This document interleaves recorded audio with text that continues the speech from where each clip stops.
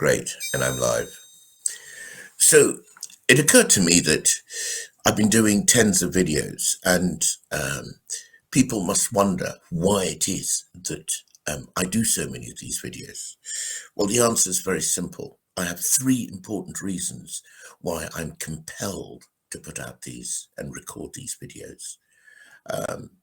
And they are about stereotypes, creating a new normal, and inspiring other people to speak up. What the pandemic and the way it was treated did was that it shone a bright light on who we were as individuals and as groups. And it showed those of us who had a voice and those of us who didn't have a voice. And it was really during the pandemic that it occurred to me that we have certain pervading stereotypes of the value of different voices. I could see very clearly right from the get-go that white voices meant a lot more than other voices. The numbers of people who were apparently dying from COVID across different ethnicities, the kind of spokespeople who came up across different ethnicities.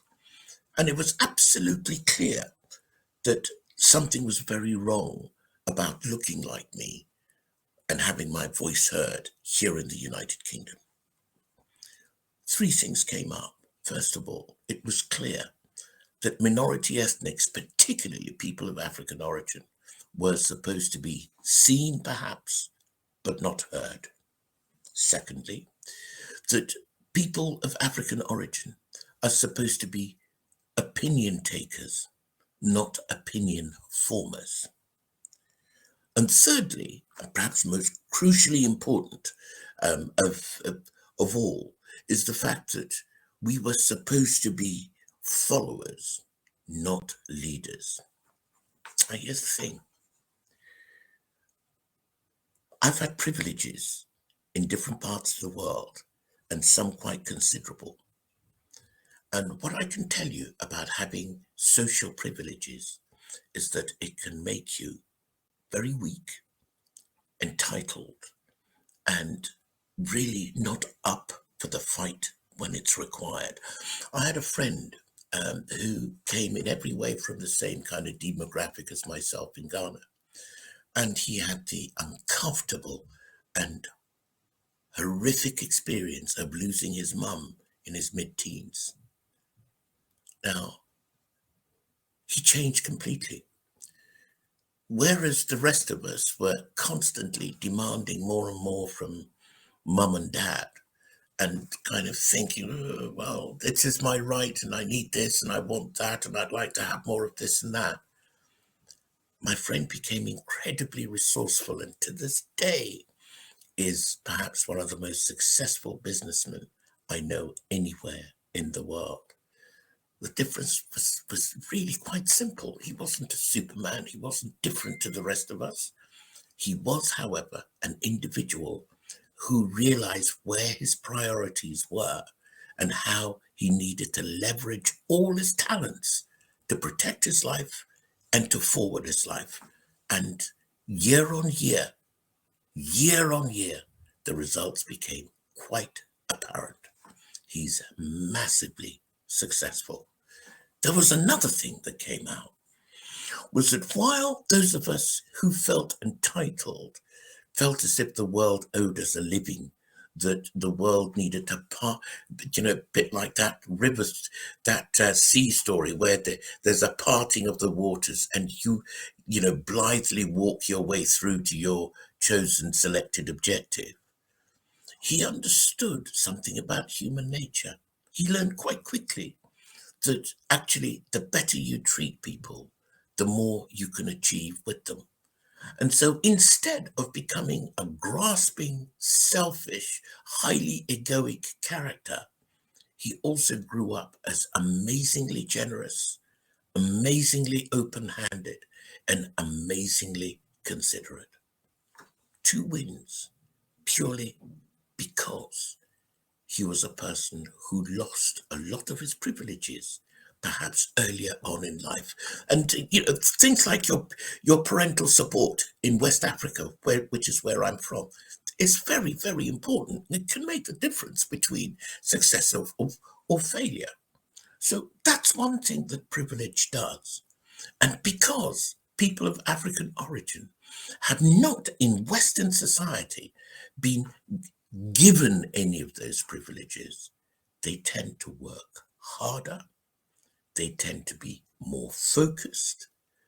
I'm acculturated in a competitive situation, not to try and, not to try and win by a whisker or by a photo finish, because photo finishes and whiskers usually go against people who are like us. Like us, that's not paranoia. You need to win by a substantial margin. So there is no doubt about your status and your position. The legal system, the educational system, uh, so many other systems in corporate life will attest to what I'm saying. So the second reason is that I want to create now a new normal, a normal in which we are not just seen, but we are also heard. A normal in which we are not just seen as opinion takers, but also opinion formers. And why? Because we have a rich lived experience, which, if listened to, can really benefit society.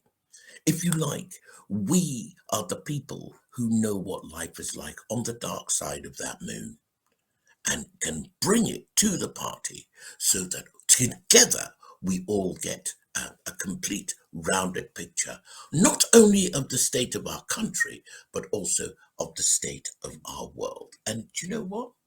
Traditionally, the advantage Britain had over most of the other European countries, except for the other colonial powers being France and Spain, was that Britain knew what life was like all over the world.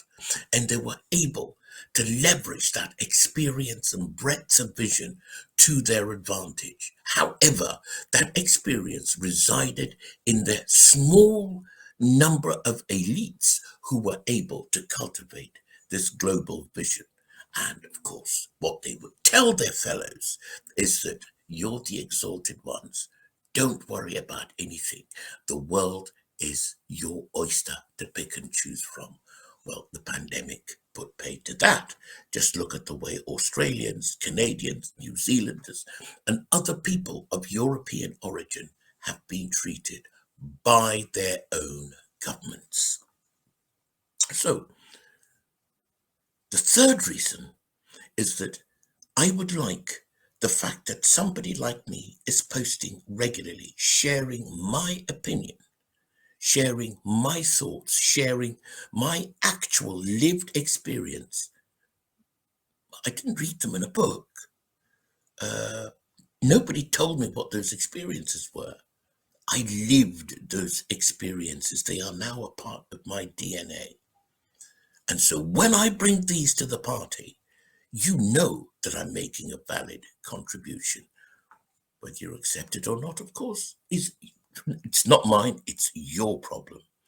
But here's the thing, I want those of the generations that follow me, and not just those that follow me, I want those of my generation also now to step up to the plate and bat and buck these stereotypes of being seen and not heard, and buck the stereotype of uh, of having to listen to everybody else's opinion, but not participate by sharing your own. And hopefully change the opinion and mindset of the public who actually aren't used to having to listen to a person who looks like me or comes from my kind of background, no matter what I sound like.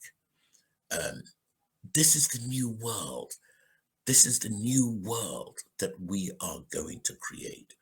This is the new normal that I would like to see, when we have dealt with the scourge of these regressives who simply want to crush humanity underfoot, transhumanize them, take away their rights so that we own nothing and apparently become happy while they own the world and use us like chattels.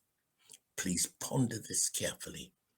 That is why I post, and I'd like more and more of you all, doesn't matter where you come from, to step up to the plate also and bat, because there are squillions of us and very few of them. Thanks for listening.